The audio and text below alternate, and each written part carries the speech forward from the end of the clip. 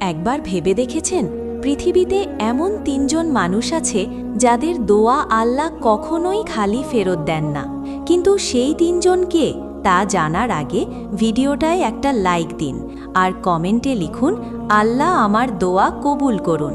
প্রথম জন, মজলুম বা অত্যাচারিত ব্যক্তি। রাসূল সাল্লাল্লাহু আলাইহি ওয়াসাল্লাম বলেছেন, মজলুমের দোয়া আল্লাহর আরশ পর্যন্ত পৌঁছে যায়।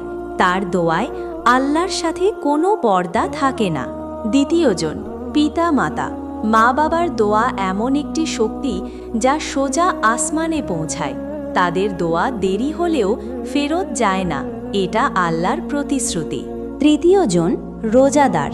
ইফতারের মুহূর্তে, ইফতারের ঠিক আগে রোজাদারের দোয়া আল্লাহ অবশ্যই কবুল করেন, কারণ সে তখন ধৈর্য ও তাকওয়ার সর্বোচ্চ অবস্থায় থাকে।